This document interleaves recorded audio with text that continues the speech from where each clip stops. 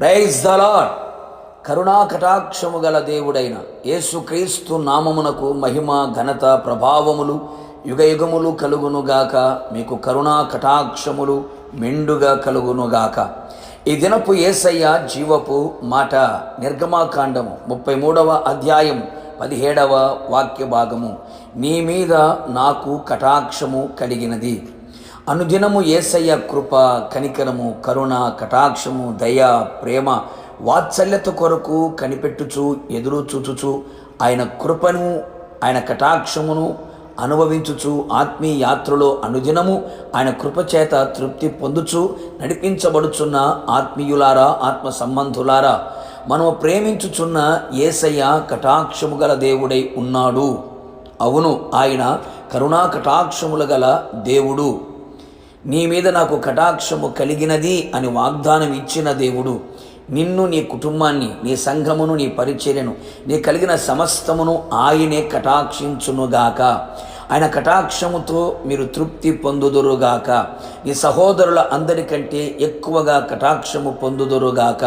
నా దేవుని ప్రియులారా, ఆయన మన మీద తన కటాక్షము కలిగి ఉండునట్లుగా మన జీవితాన్ని మనము మలుచుకొనేదము.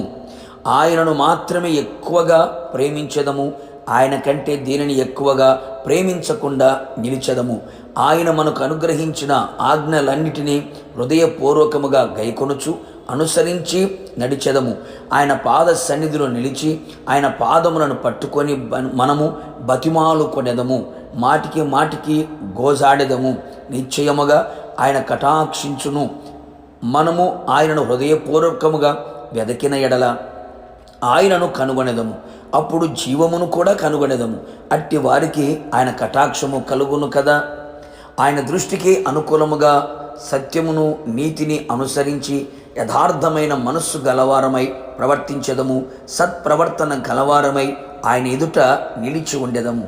ఆయన సన్నిధిలో పరిశుద్ధతయు, నీతియు, విధేయత, విశ్వాసములో నిలిచి ఉండెదము. నిశ్చయముగా ఆయన మనలను కటాక్షించి మన మీద ఆయన జాలిపడును, తన వాత్సల్యతను మనకు చూపును. ఈ విధముగా మనమందరము ఆయన కటాక్షమును పొందుకొనేదము. ఆయన కటాక్షము మనకు కలిగిన ఎడల ఆయన మనలను దాటిపోక నీ జీవితములో ఏది కొదువగా ఉన్నదో ఆయనే తెలుసుకొని నీ కొదువను తీర్చివేయును. సకల సమృద్ధిని దయచేయును. నీ నోటి నిండా నవ్వును కలుగు చేయును. నీవు ఆయన సన్నిధిలో చెప్పుకొనిన ప్రతి మనవిని ఆయన వినును, ఆలకించును, అంగీకరించును, ఆశ్చర్యకరమైన కార్యములు జరిగించును. అంతేగాక నీ జీవితంలో గొప్ప కార్యములు సర్వశక్తిమంతునిగా ఆయన జరిగించి అందరూ నిన్ను ధన్యుడవు, ధన్యురాలవు అని ప్రశంసించున్నట్లుగా ఆయన చేయును. అన్ని విషయములలో నీకు జయమును ప్రసాదించి విజయోత్సవములతో నిన్ను ఊరేగింప చేయును.